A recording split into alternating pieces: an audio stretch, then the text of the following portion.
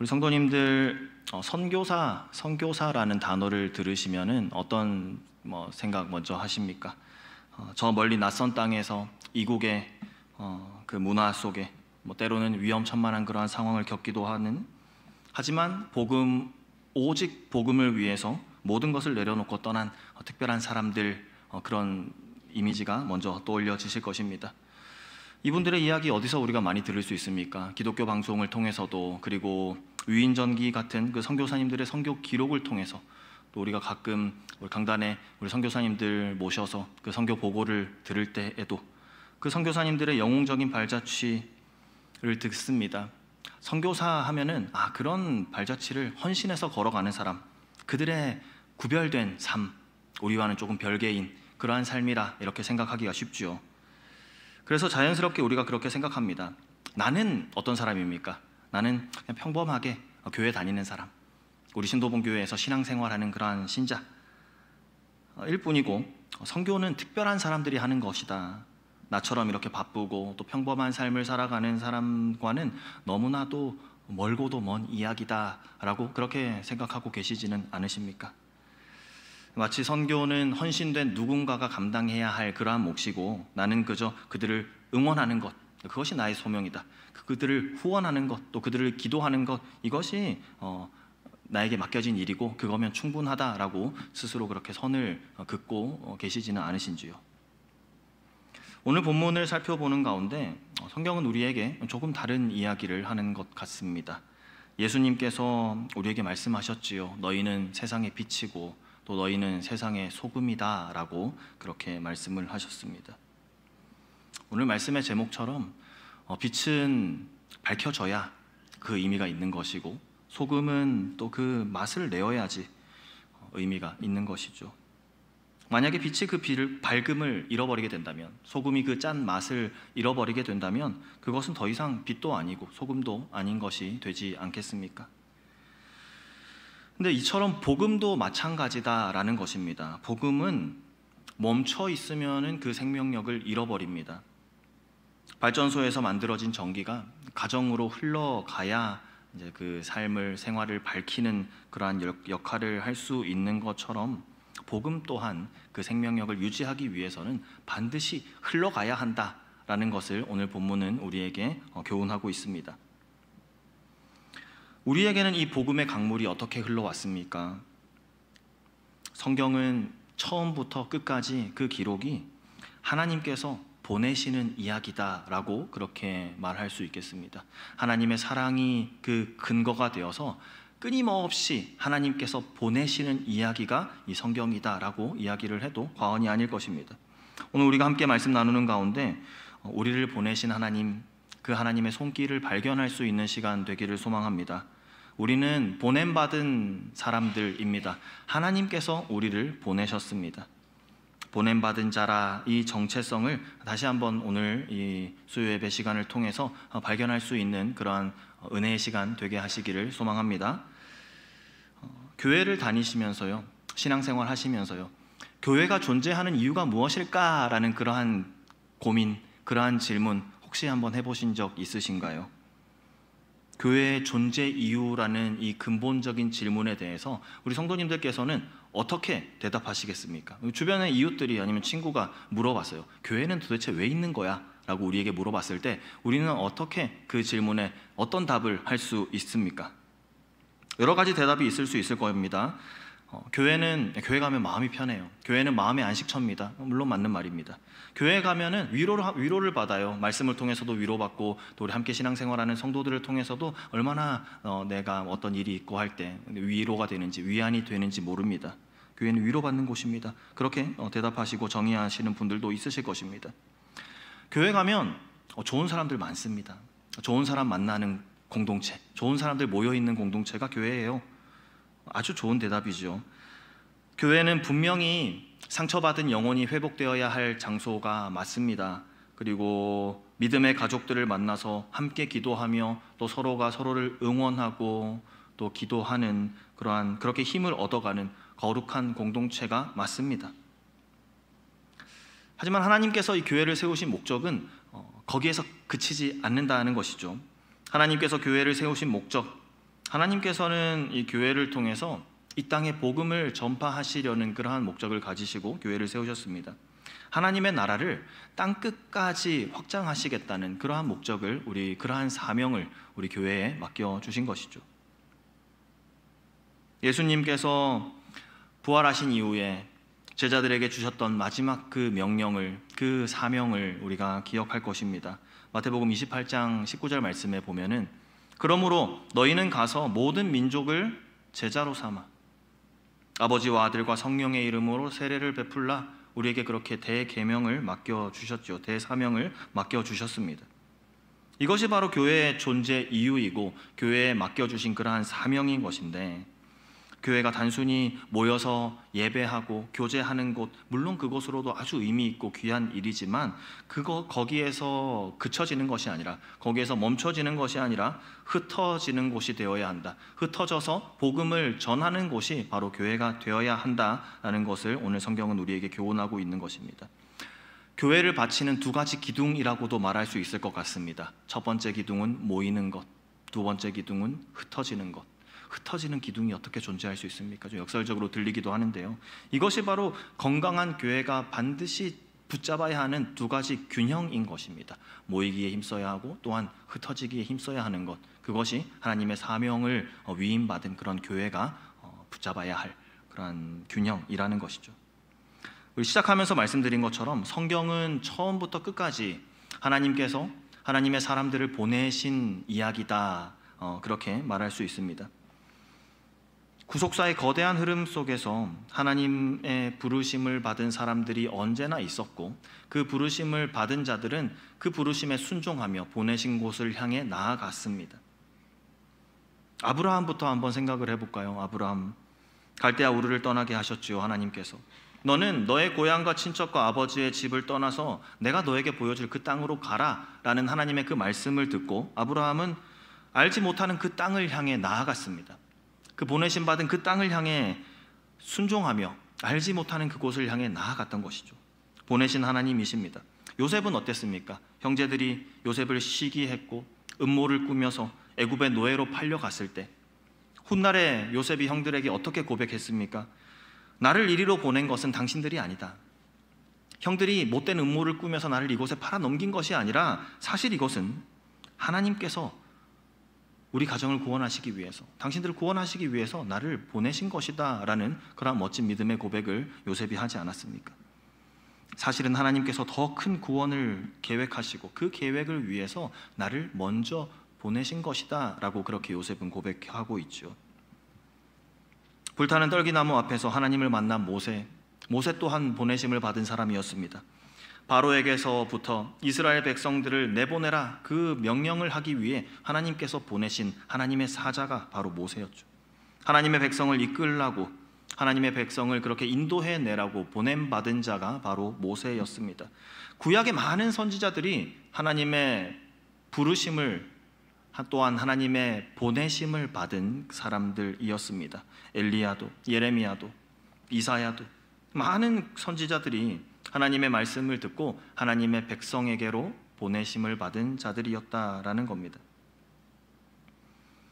이 구원의 역사는 그렇게 흘러왔습니다. 그리고 마침내 우리 주 예수님, 우리를 위해서 스스로 십자가의 길을 선택하여 이 땅에 보내심을 받은 예수님에게로까지 이 보냄이 전달되어져 온 것이지요.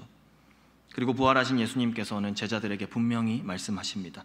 아버지께서 나를 보내신 것처럼 너희도 내가 보낸다. 내가 너희를 보내노라 예수님께서 말씀하셨지요. 이처럼 보내심은 선택사항이 아니라 하나님의 구원 계획을 위한 것이며 하나님의 구원 계획 그 자체다라고 그렇게 이야기할 수 있을 것입니다. 이러한 모든 보내심의 그 역사를 살펴보다 보면 하나님께서는 복음이 한 자리에 머물기를 원하시지 않으시는구나 라는 것을 알 수 있습니다. 복음이 멈춰져 있으면 안주하기 쉽고, 그렇게 안주하다 보면, 고이다 보면 생명력을 잃어버리기 쉬운 것이죠. 그래서 복음은 반드시 흘러가야 합니다. 그래야 복음은 살아있을 수 있습니다. 이런 하나님의 보내시는 그런 DNA가 가장 역동적으로 발현된 곳이 바로 사도행전 오늘 본문에 등장하는 안디옥 교회입니다. 안디옥 교회, 초대교회 당시에 굉장히 중요한 역할을 했던 교회입니다. 선교의 중심지였고요. 그 선교 사명을 위한 베이스 캠프와도 같은 곳이 안디옥 교회였다. 또 그 로켓 발사대 같은 그러한 역할을 했던 것이 초대교회 시기에 안디옥 교회였습니다.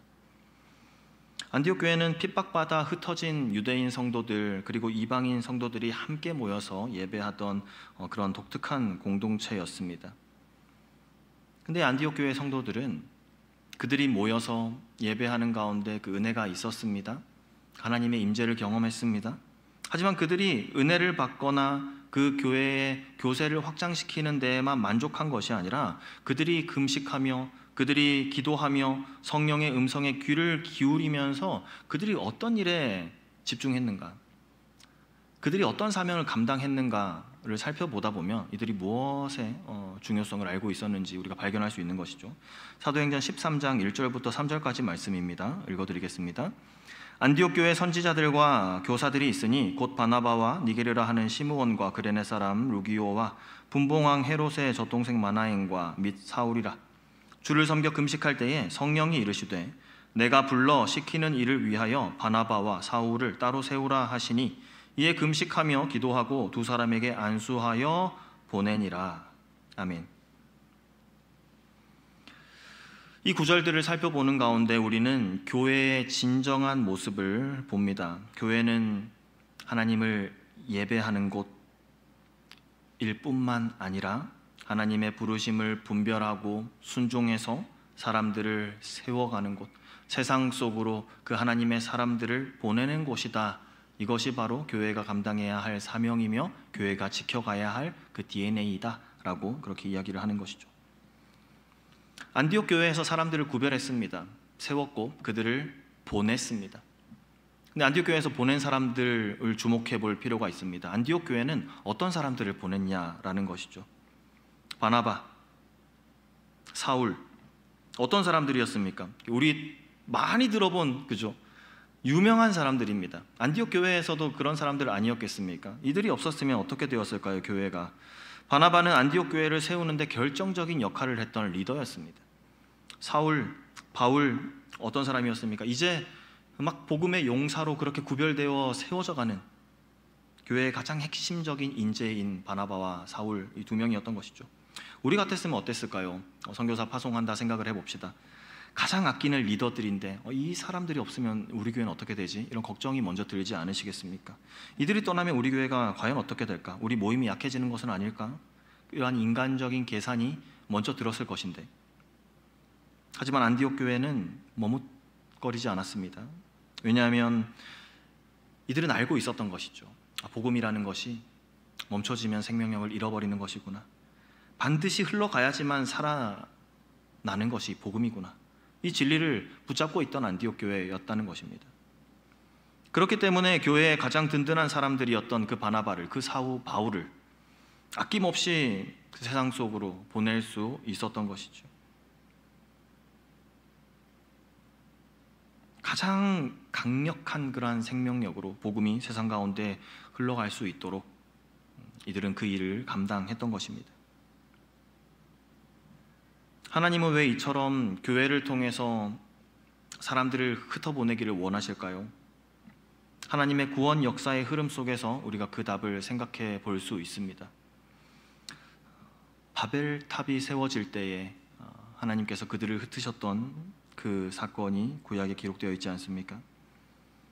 사람들이 하나님 없이 우리 스스로의 힘으로 그렇게 모여서 우리의 이름을 높이겠노라 그 시도를 하고 있을 때 하나님께서는 그들을 강제로 흩으셨습니다. 인간의 교만이 그들의 모임을 통해서 이제 극대화되려고 하는 그때에 하나님께서는 그들을 흩으심으로 그들의 그 허망한 계획이 의미가 없어지도록 그 계획을 무너뜨리시고 이제 새로운 시작을 여신 것이죠. 예루살렘 교회가 박해받은 적이 있었습니다. 초대 예루살렘 교회, 처음에는 예루살렘 안에만 그렇게 머물러 있던 교회였습니다. 그러나 그 교회가 맞이하게 된 그 비극적인 사건이 무엇이 있었습니까? 스데반의 순교. 그 이후로 닥쳐온 그 극심한 박해로 인해서 성도들이 흩어지게 되었죠. 근데 이 흩어짐이 그 초대교회 예루살렘 교회의 실패였다라고 이야기하지 않습니다. 그 흩어짐을 통해서 오히려 복음이 유대로, 사마리아로, 땅끝까지 그렇게 퍼져나가게 되는 그러한 계기가 되었다는 것이죠. 박해로 인한 흩어짐이 오히려 복음이 전파되는 그러한 통로가 된 것입니다. 오순절 성령 강림 사건도 결국 제자들이 모여서 하나님께서는 그들에게 능력을 주시고 성령을 주시고 그 능력을 가지고 무엇을 하라 하셨습니까? 세상 가운데로 흩어져 복음을 전하게 하신 사건이 하나님 허락하신 오순절 사건이다. 우리가 그렇게 기억하고 있습니다. 이러한 사건들의 흐름 안에서 우리가 발견할 수 있는 사실은요, 교회는 하나님 안에서 모일 때 힘이 생깁니다. 그리고 흩어질 때 마침내 그 복음이 역동적으로 흘러가게 되는 것이죠. 모이는 것 그리고 흩어지는 것, 이 두 가지가 그래서 교회를 지탱하는 두 기둥이다, 그렇게 말씀드릴 수 있는 것입니다.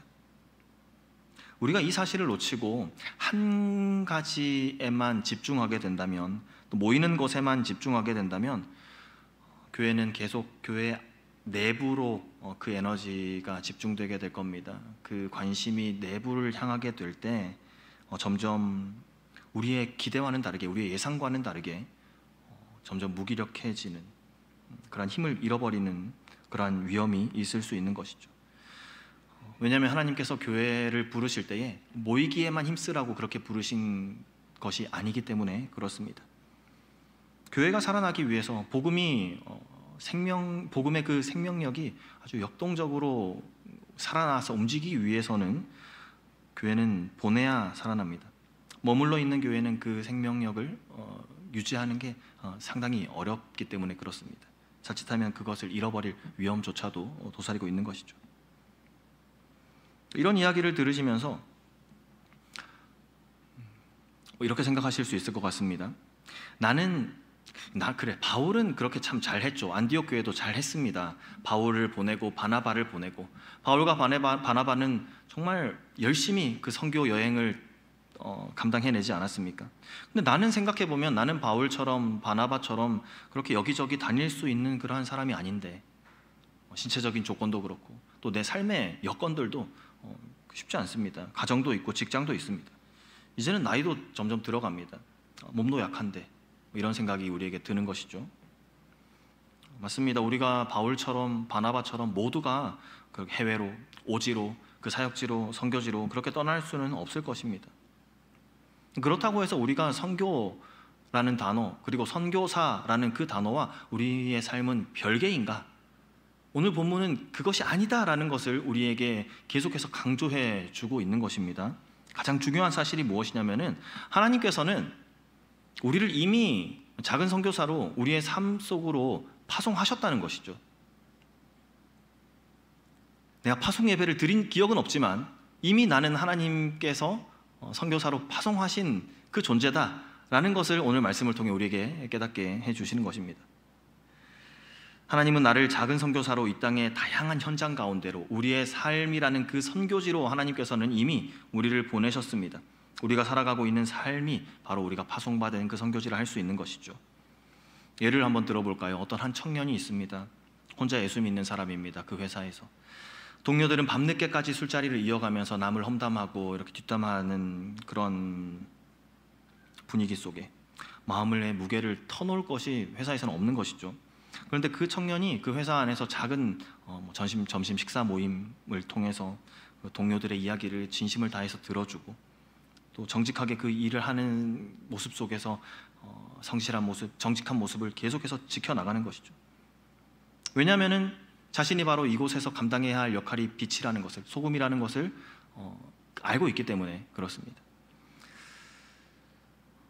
실제로 어떤 청년 직장 속에서 그 동료들에게 나 사실 교회 다닌다, 나 예수님 믿는 사람이다 라고 이야기하는데 1년 걸린 그런 친구도 있다고 해요. 근데 그 한마디가 작은 불씨가 되어서 그 동료들의 마음 가운데 그 복음의 씨앗이 심어지는 그런, 그 동료가 그렇게 이어져서 교회로 인도되었다라는 그러한 이야기가 있습니다. 가장 가까운 사람이 우리가 그 생각 없이 대할 때는 그냥 같은 직장에서 일하는 사람, 직장 동료라고 바라볼 수 있을지 모르겠지만, 하나님께서 나를 그곳에 보내셨다라고 생각을 하면요, 하나님께서 나를 그곳에 하나님의 사역을 감당하는 선교사로 나를 보내셨다라는 그 생각을 하게 된다면, 나와 가깝게 지내는 그 직장 동료가 나에게는 선교지가 되는 것이죠. 육아를 감당하는 가정주부도 동네 엄마들과 자주 모여서 육아 이야기를 하다가 자연스럽게 이런 얘기 할 수 있습니다. 우리 아이들을 위해서 우리 같이 기도 한번 해볼까요? 마음이 지칠 때 혹시 같이 교회 한번 가보겠습니까? 쉽지 않은 얘기죠. 하지만 이런 제안을 할 때에 그 모임 가운데 한 사람이 내가 전한, 아주 용기 내서 전한 그 말 한마디가 계기가 되어서 그들의 삶이 하나님을 알게 되는, 또 하나님 앞에 나와 기도하는 그 삶으로 이어지게 된다면, 그것이 바로 하나님께서 우리를 보내신 그 선교사의 삶을 감당하는 삶이 아니겠습니까? 파송받은 어떤 선교사님께서 이런 말씀하는 거 들은 적 있습니다. 나는 파송받아서 이 선교지로 보냄을 받았지만 나 혼자 나온 게 아닙니다. 나를 파송한 교회가 지금 나와 함께 와 있습니다. 나를 파송한 그 성도들이 나와 함께 지금 이 자리에 있는 겁니다. 교회는 이렇게 파송된 사람과 한 몸인 것이죠. 교회가 사람들을 파송할 때마다 우리는 다시금 그 교회가 감당해야 할 그 사명을 확인하고 새롭게 할 수 있는 겁니다. 이 말씀 속에서 내 삶이 하나님께서 나를 보내신 파송지구나, 내 회사에서 내가 업무를 보는 그 책상이, 그것이, 그 자리가 그냥 단순한 나의 일터가 아니라, 우리 가정에서의 그 식사하는 식탁이 단순한 식사의 자리가 아니라 친구들과의 모임도요, 이곳이 하나님께서 나를 통해서 복음이 흘러가도록 하기 위해 나를 보내신 그 선교의 현장이구나 라는 그러한 우리의 생각을 새롭게 할 필요가 있는 것이죠.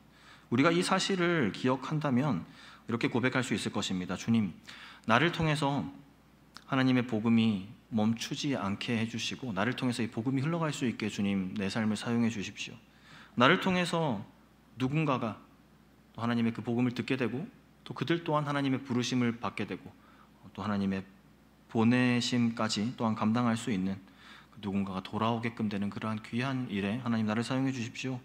그렇게 우리가 하나님께 고백할 수 있을 것입니다. 이런 고백을 하실 수 있는 우리 성도님들 되시기를 소망합니다. 우리를 보내신 그 선교지에서의 하나님 맡겨주신 사역들을 잘 감당해내시는 그러한 선교사님들이 되시기를 간절히 소망합니다. 두 번째로요, 오늘 말씀을 통해 살펴보면은 복음 가는 길에는 또 동시에 언제나 저항이 있었다라는 것이죠. 하나님의 일이 항상 순탄하기만 하다면 참 좋겠지만, 예수님께서도 제자들에게 분명히 말씀하신 것은 세상이 너희를 미워하면 너희보다 먼저 나를 미워한 줄 알아라 라고 예수님께서 우리에게 말씀하셨습니다. 오늘 본문도 복음이 가는 곳마다 기쁨도 있었지만 동시에 고난도 있었다라는 그 사실을 오늘 본문은 우리에게 보여주고 있습니다. 14장에 기록되어 있는 그 사건이요, 바울과 바나바의 그 첫 번째 선교 여행 중에 도착하게 된 루스드라, 거기에서 태어날 때부터 걷지 못하는 사람을 일으키는 놀라운 기적을 행했습니다. 사람들이 처음에는 너무 놀랐습니다. 그리고 그 기적을 일으킨 바나바와 바울에게 집중하면서 아이들이 그리스 신화에 나오는 그 신들이구나, 제우스구나, 헤르메스구나 라고 그렇게 착각까지 해서 그들에게 제사까지 드리려고 하는 그러한 일이 있었습니다. 그런데 그 다음에 순식간에 분위기가 바뀌어 버렸습니다.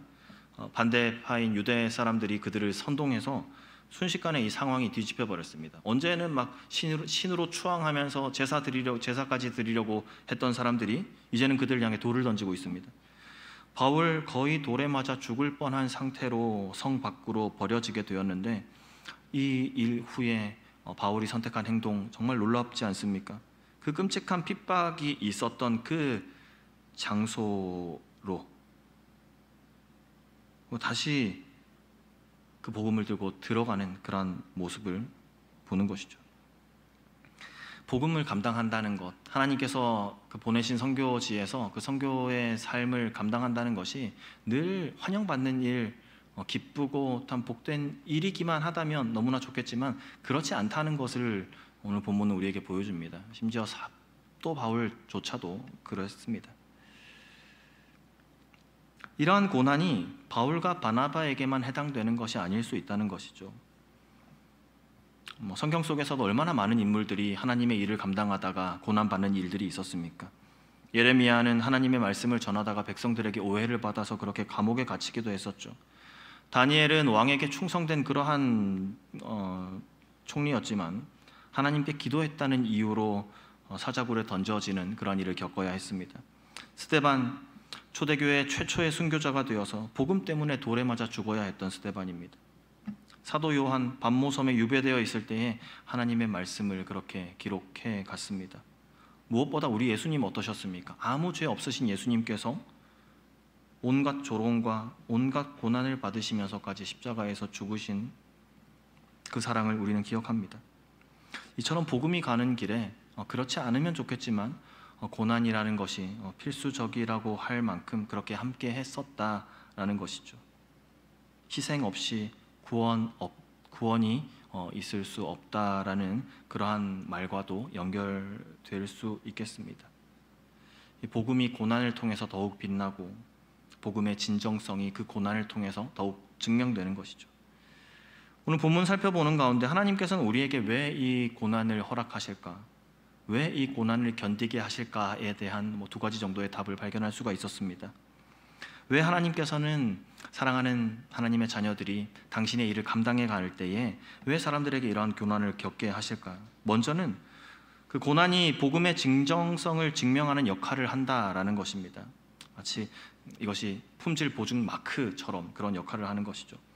아무 대가 없이 그저 쉽게 얻은 믿음은 세상과 타협하기 쉬울 것입니다. 그런데 그러한 고난을 통과한 믿음은 어떨까요? 다르겠죠. 고난은 우리가 전하는 복음이 결코 값싼 복음이 아니라는 것을 증명합니다. 그리고 이 고난은 우리의 신앙을 더욱더 순수하게 그리고 우리를 영적으로 더 깨어있게끔 그렇게 만드는 역할도 합니다. 역설적으로 들릴 수 있지만 고난은 우리로 하여금 내가 정말로 무엇을 위해서 살아가고 있는가 이것을 생각해보게 한다는 것이죠. 고난받을 때에 내가 이 길을 무엇을 위해서 걸어가고 있는가 라는 근본적인 질문 앞에 우리를 서게 하는 것입니다. 만약에 복음을 전하는데 참 아무런 치러야 할 대가도 없고 아무런 저항도 없고 반대도 없고 그렇다면 어떨까요? 우리는 어쩌면 연약한 우리들인지라 어쩌면 세상 가운데 쉽게 안주하면서 세상과 구별되지 않는 그러한 삶을 살아가게 될지도 모릅니다. 하지만 이런 우리에게 만나게 되는 고난은 우리를 깨어있게 하고 하나님을 더욱 의지하게 만든다라는 것이죠. 성경 속의 인물들이 겪었던 그러한 고난, 우리의 평범한 삶과 그렇게 거리가 멀지 않습니다. 우리가 오늘 우리의 일상을 살아가는 가운데 겪는 그러한 소소한 어려움들, 작은 갈등들이 있습니다. 이걸 어떻게 보면은 그 스데반이 감당했던 그 돌팔매질에 비할 수는 없겠지만 우리가 받는 그 작은 돌팔매질이라고 그렇게 표현할 수도 있을 겁니다. 왜요? 직장에서 내가 신앙생활 하는 것 때문에 조금 느끼게 되는 불편한 일들이 있습니다. 때로는 내가 신앙생활 하는 것 때문에 감당해야 할 그러한 불이익도 있을 수 있습니다. 감수해야 하는 거죠. 가족들이나 친구들 사이에서 이 믿음의 문제 때문에 오해를 받거나 거절감을 느끼게 되는 그러한 일도 있고 교회 사역을 하다가 오해를 받거나 마음이 찢어지는 그러한 경험을 할 때도 있습니다. 이러한 우리의 일상의 어려움들 우리에게는 정말 큰 문제죠. 사소한 일 아닙니다. 하지만 본문은 우리가 겪는 이러한 각자의 우리의 삶의 현장에서 겪는 이 문제들을 선교적인 고난이다 그렇게 우리에게 이야기를 합니다. 우리가 그때 이러한 일들 앞에서 우리가 그것이 두려워서 우리가 믿는 그 예수님 그 복음을 감추거나 숨기려 하거나 신앙의 가치를 지키는 일들을 우리가 주저하게 될 수도 있겠죠. 하지만 이때도 우리가 기억해야 할 것은 우리가 받는 이 고난이 내 신앙함의 실패의 증거가 아니다라는 것이죠. 하나님, 내가 신앙생활 제대로 못했기 때문에 내 삶에 이런 어려움들이 닥치는 겁니까? 라는 질문이 들 때 오늘 성경 말씀 우리에게 말하는 겁니다. 그건 너의 신앙생활에서의 실패가 아니다. 오히려 잘하고 있다는 그런 증거이다라고 우리를 위로해 주시는 것이죠. 성경에 많은 인물들이 그러했던 것처럼 예수의 복음이 전해지는 곳에 환영이 있으면 좋겠지만, 환대가 있으면 좋겠지만 역사상 그러했던 적은 극히 일부에 불과했다. 하나님의 말씀대로 살아가려는 그 삶에 있는 그 고난, 그 반대, 그것이 바로 우리의 삶 속에 우리 여전히 바른 신앙 안에서 생활하고 있음을 증거해 주는 것이다 라고 이야기를 하는 겁니다. 혹시 지금 우리 가운데 복음을 전하려다가 마음에 이런 잔잔한, 또 성경의 인물들에 비하면 작은 돌팔매의 질이지만 나에게는 너무나 감당하기 어려운 그러한 마음의 돌을 맡고 계시지는 않으십니까?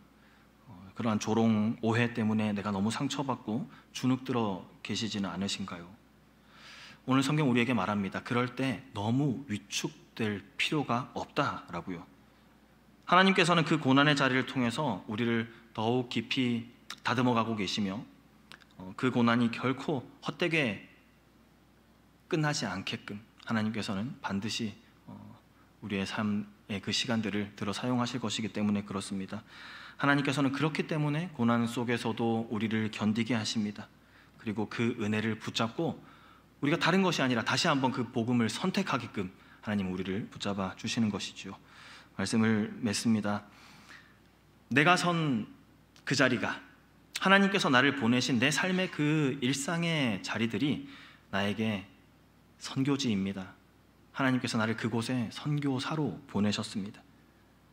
내가 겪는 이 고난, 하나님의 구원 역사를 이제까지 이어져 왔던 그 하나님의 구원 역사의 흐름 가운데 나를 또한 부르셨고 보내셨고 그 구원 역사를 빛내는 도구로 하나님께서 나를 사용해 주실 줄 믿습니다.